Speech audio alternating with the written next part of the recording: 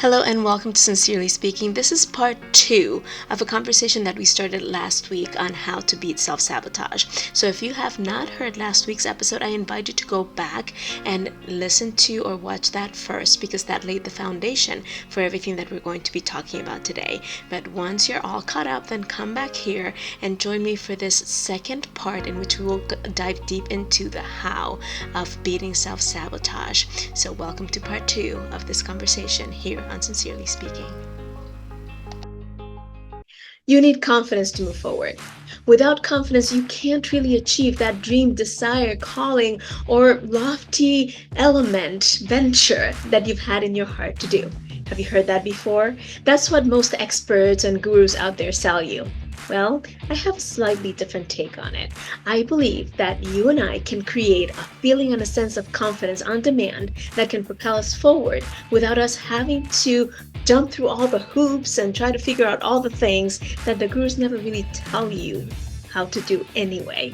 So if you have been struggling with this notion that you need more confidence, or if you simply have a goal, a dream, an aspiration, a movement, something that you want to start in this world, an impact that you want to have in others, and an influence that you want to use to support and help and do some good out there in the world, then I invite you to head on over to confidence.marciamaro.com, where you are going to find an amazing offer for my course, Confidence on Demand, which will give you the 3 secrets to generating that feeling and that sense of confidence when and where you need it. So again, head on over to confidence.marciamaro.com and take advantage of this opportunity to generate and create confidence when and where you need it. And in the meantime, stick around and chat with me here on Sincerely Speaking.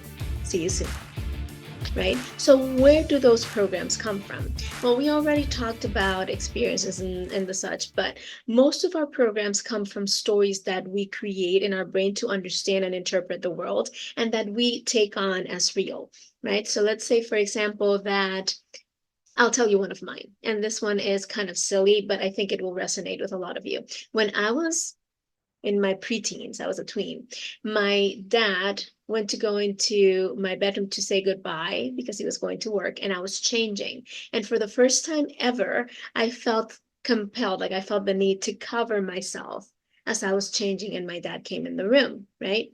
From that moment on, he felt so badly, like he realized he overstepped, he realized he should have, whatever. But the point is that his decision that he made as a result of my reaction was to not go in my room in the morning.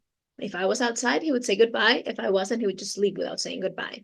In my mind, I interpreted the result of that situation to mean that because I was older, my dad didn't love me as much, that because I was changing and I was becoming a different person, that my dad didn't love me as much as he used to, right?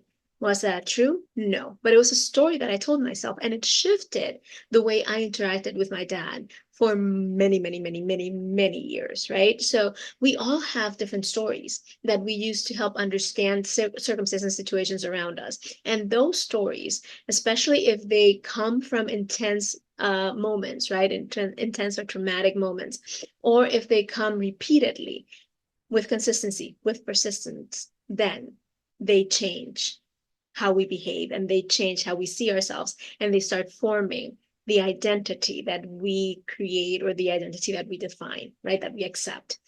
Personality. If you accept anything as part of your personality, that is going to change your identity. Your skills that you have, the challenges that you face, your type of upbringing, specific and unique experiences, especially if they're traumatic, all of those things form part of the programming that changes your identity, right? So what I'm going to do now is I'm going to explain really quickly how you shift your identity, and then I'm going to give you the tools that we're going to use in order to change our thermostat so that we can battle self-sabotage and also change our identity so that not change our identity in terms of changing who you are, but refine our identity so that it really matches who we know we get to be. our future selves, the person, the best self that we see ourselves becoming, right? So the things that we get to shift are our focus, our physiology, and our frame. Our focus, our physiology, and our frame. And I'm going to go through these really quickly. I've talked about these before. I will talk about them again. And if you go to confidence.marciamaro.com and you buy my Create Confidence on Demand course, I talk a lot more about these three things, how they work, and how you can use them to support you, right? But when you change what you are focusing on, the lens that you look at life through, the color that you taint things around you, what you place your attention to, then you're going to change or shift the way in which you interpret the things that come at you, right? Think of it as putting on like colored lenses, colored glasses, right? If you have pink colored lenses in your glasses and you put them on, everything is going to look slightly pink. If you put on blue ones, everything's going to look blue. You know what, you get the point, right? So when you shift your focus, what you're changing is that lens, that color that you look at everything through. And one of the most important focus changes that we can do is where we're pointing our focus. So the more you look at yourself, the more you look inward, the more you're focused on how you are going to be perceived, how you're going to feel, what that's going to do to you, the more difficult it's going to be for you to create shifts. But when you look at the greater picture, when you look outside of yourself at who else is going to be impacted, who else can you help, who else can benefit, who else can grow, then that gives you a different kind of perspective on things, and it shifts the way that you interpret the situations around you. Your physiology, just look at anything Tony Robbins does. He starts jumping up and down. He makes the entire audience jump up and down. He puts like loud music and he stands tall and he makes people stand and sit and move and do, because your physiology, the way that you carry your body, changes the way your mind perceives anything around you and the way your brain interprets your reactions and what's going on. Remember that emotions don't really mean anything until you attach a meaning to it. And a lot of emotions can feel very similar in your body, like fear and falling in love or fear and excitement can feel very similar in your body. It's the interpretation that you give it. So changing your physiology can help with that. And then finally, the frame is the definition or the meaning that you literally give to the experience or the situation. If you are experiencing a sensation that could be either emotion, excitement, or fear, if you start telling yourself, oh, I'm so afraid, or what am I afraid of, or oh, what's going to happen, something bad is coming, that's the frame you're giving it. But if you instead go, wait a minute, I could be excited. What am I excited about? What good thing is coming that I'm anticipating? What am I in anticipation of? What is coming that is so good that my entire body feels it? And if you start changing those frames, then you're going to start experiencing life in a whole new way. So when you start experiencing self-sabotage and you start thinking, okay, wait a minute, I am about to reach a new level of income, or I'm about to lose all this weight, or I just lost all this weight, and I'm starting to feel like I just want to go and eat an entire dozen donuts from Dunkin' Donuts. And I just gave them an unsponsored advertisement. But anyway, I just want to go eat a dozen donuts. Stop and look at these four tools that we're going to be talking about. The first one, and the most important, in my opinion, is self-talk. What are you telling yourself? What questions are you asking yourself? What sentences, what statements are you repeating? Like, become really conscious of what you're telling yourself, because the quality of your self-talk determines the quality of your output and of your experiences. So if in that moment, when you notice that you are craving the dozen donuts, you go, ooh, this is bad. I'm going to go eat a dozen donuts. I just need a dozen donuts. Where can I get the dozen donuts? I just can't wait. Wait a second. This diet must not be working. I must be doing something wrong because I really, really want the dozen donuts. Then what's going to happen is you are priming yourself to eat the dozen donuts. And the second you eat anything or do anything that feels like it justifies you going for the dozen donuts, you're going to do it. Like, let's say that next morning you are really exhausted and you make the decision to stay in bed instead of getting up early to go work out. You're going to be like, oh, I missed my workout. I might as well go get the dozen donuts. And then it's over, right? So that self-talk, if you change it to things like, oh, wait a minute, I'm craving a dozen donuts. That's funny. Why would I want a dozen donuts? Who wants a dozen donuts? Donuts are not even that good. What's in a donut? What can I eat instead that's going to be more satisfying and make me feel good about myself? Oh, I'm going to go grab a protein bar. See how that changes?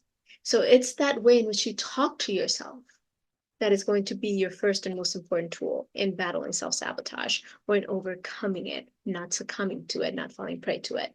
The second one is curiosity, and I just gave you a little bit of an example to it, right? So I'm craving the dozen donuts, and instead of going, "Ooh, I want a dozen donuts, I'm going to go get a dozen donuts," I go, "Wait a minute, that's funny. What would make me think I want a dozen donuts? Have I ever even eaten a dozen donuts? That would make me sick," right? And start getting curious around what was it that triggered that desire for a dozen donuts? What happened?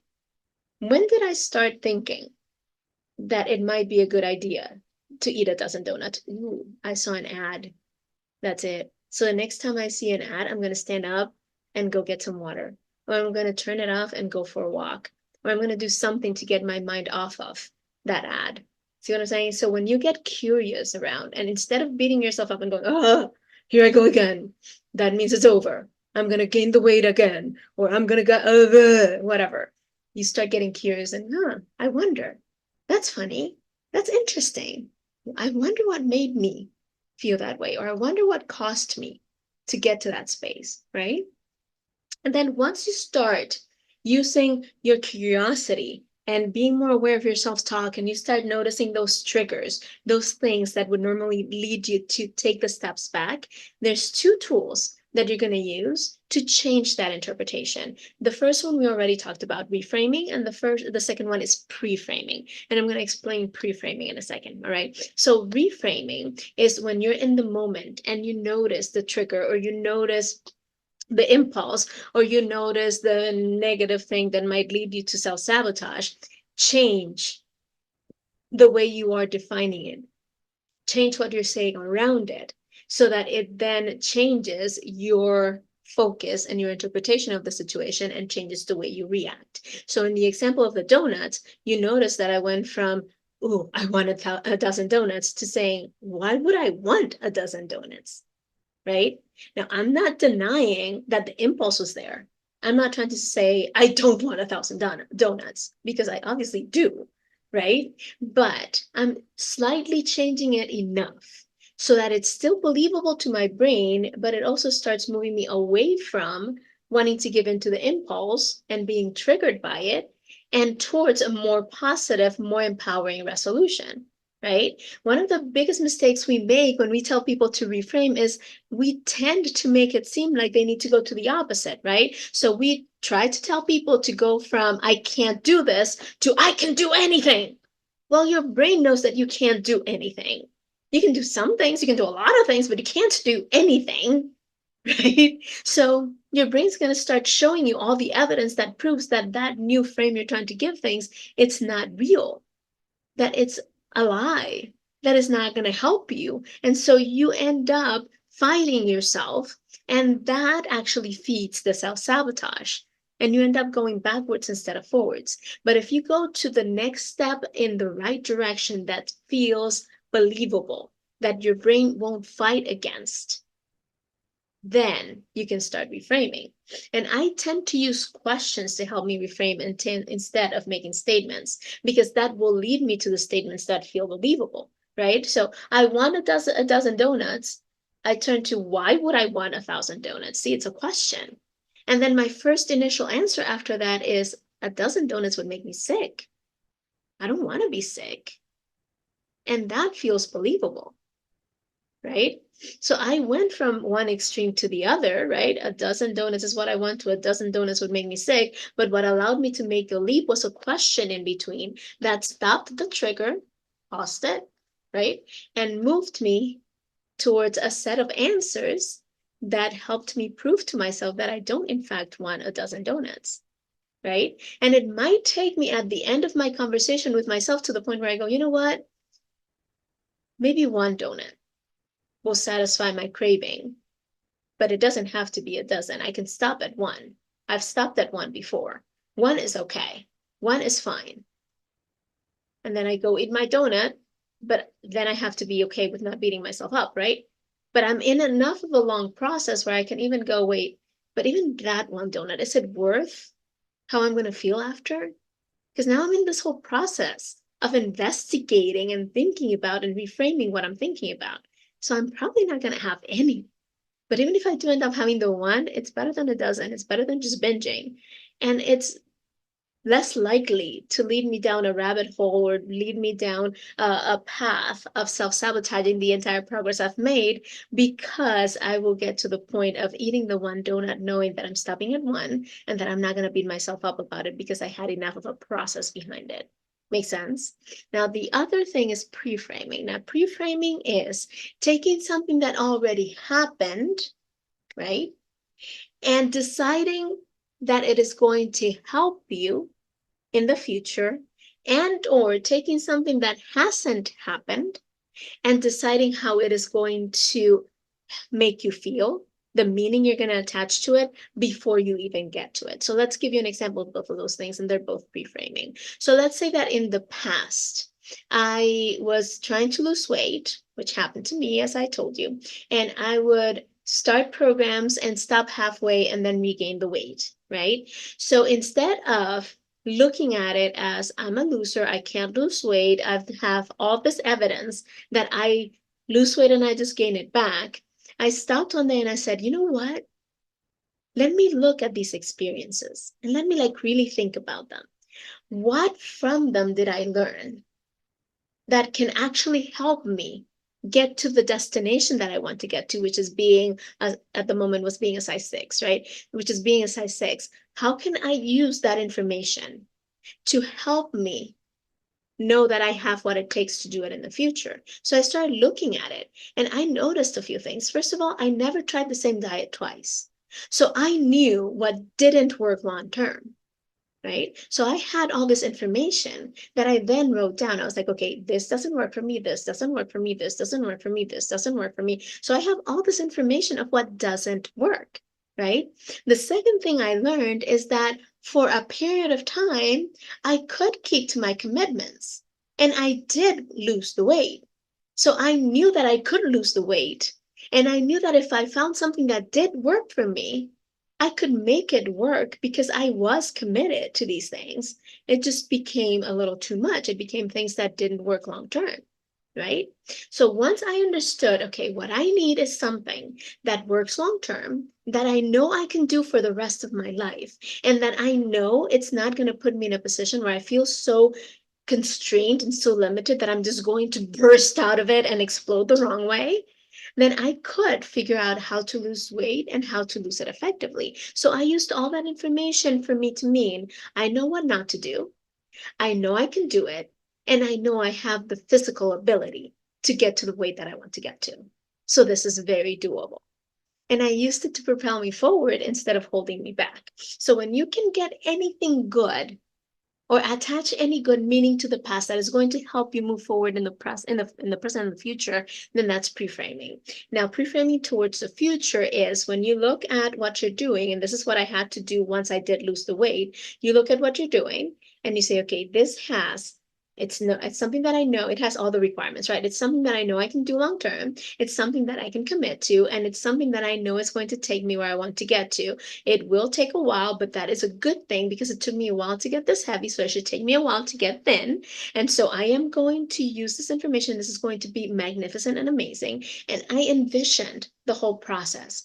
I looked at it as if it were happening already, and I was able to see myself in that space, right? So as I started, I had already a vision in mind. So I pre-framed the meaning that everything was going to have before it even happened. And in that pre-framing, I even said, you know what, there are going to be moments when I'm going to eat what I'm not supposed to or what doesn't fit my diet. But you know what, it's okay because the next day I can pick it back up. And one day is not going to set me back. It's actually going to give me enough of a breather to not feel so constrained so that I can have the power and the strength to move forward. So this is my motivation moment. It's like, okay, I did it. I tasted it. I don't crave it anymore. Now I can continue further faster. Make sense? So pre-framing is using a predetermined definition or meaning and attaching it to what you're doing now and what you're going to do in the future. All right. So when you can do these two things, and you use your self-talk and your curiosity as the tools to help you do them, then you can prevent self-sabotage from overloading you and overcoming you and being this obstacle that keeps you from doing what you get to do in the world. So here are 4 things that I'm going to invite you to try and do as exercises to help you not fall prey to self-sabotage in the future. And again, as I go through this and as you watch the episode or you listen to the podcast, feel free to watch it several times, take notes, whatever you need to do. Add on the comments any questions you might have. Make sure that you subscribe and follow so that you get all the information in the future. And if you have any specific questions that you don't want to post on the comments because they're private, just shoot me an email at marcy@marcyamara.com and I'll be more than happy to reply. It might take me a day or two, but I would be more than happy to reply to your question and answer in the best way and support in the best way that I can. So here are the 4 things that I want to do. First, I want you to do. First, identify your favorite flavor of self-sabotage. Like I ran through a list. There are other things that could count as self-sabotage, but what is it that you tend to do? What is the most common thing that you tend to experience when you are working towards something, but you hold yourself back, or you go backwards instead of forward at one point, or you feel like you're somehow plateauing or limiting yourself, right? So identify that, because once you know what your favorite flavor is, then you can see it coming a mile away. You can identify it and you can give yourself what we're going to talk about in number 3, right? But you can give yourself some tools to help you snap out of it faster. The second one is notice patterns in your self-talk and bring awareness to them. So notice how you talk to yourself. And we're going to, in number 4, I'm going to give you something specific to do with that. But notice how you talk to yourself, the kinds of questions you ask yourself, the things you tell yourself when things go wrong, the things you tell yourself when things go right. Start paying more attention to patterns that you notice versus that you tell yourself all the time. But for me, I used to tell myself all the time, why are you such an idiot? That was like my biggest question. And imagine what kind of a question is that? Why are you such an idiot? Hello? First of all, I would have to admit that anyway, we won't go there right now, but notice those patterns and write them down. The third thing is pick a phrase to use to snap yourself out of your basic triggers, to snap yourself back out of those patterns that tend to bring you into self-sabotage, right? Like some examples, and I told you already, I love questions, right? So for me, one of my biggest or best phrases to snap me out of my triggers is, what's going on right now? What's going on right now? What am I doing? Right? So those questions that bring me to a space of exploring and of researching, right? Other things that you can use or try is, we're not doing this now.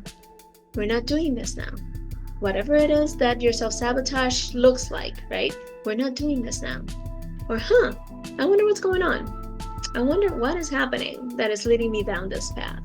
Right? And if you go to confidence.marcyamara.com and you purchase my Confidence on Demand course, I give you a whole list of what I call affirmations, which are these statements, these phrases that you have on hand in order to help you snap out of those triggers. I give you a whole list of them in there. So that's another thing to consider. So confidence.marcyamara.com if you're interested in that. Then number 4 is start journaling your self-talk. Start journaling your self-talk. This is a tedious exercise, but if you do it for at least a day or 2, you're going to notice some phrases and some questions that you ask yourself all the time, and you can start bringing some curiosity around them and start saying, are these helpful? Are they harmful? Are they moving me forward? Are they holding me back? And start changing them for some that are more helpful. All right, so I hope this has been helpful to you today. I know that you're not going to fall prey to self-sabotage anymore. I know I gave you a lot in this episode, but you can go back, watch it, rewatch it, listen, re-listen. Go to confidence.marcyamara.com so that you can get the Confidence on Demand course, which is going to supplement a lot of what we talked about today. It's going to expand on a lot of what we talked about today. And it's going to give you the 3 secrets that you need in order to generate or create that sense, that feeling of confidence when and where you need it, on demand, on the spot. So again, confidence.marcyamara.com, go over there.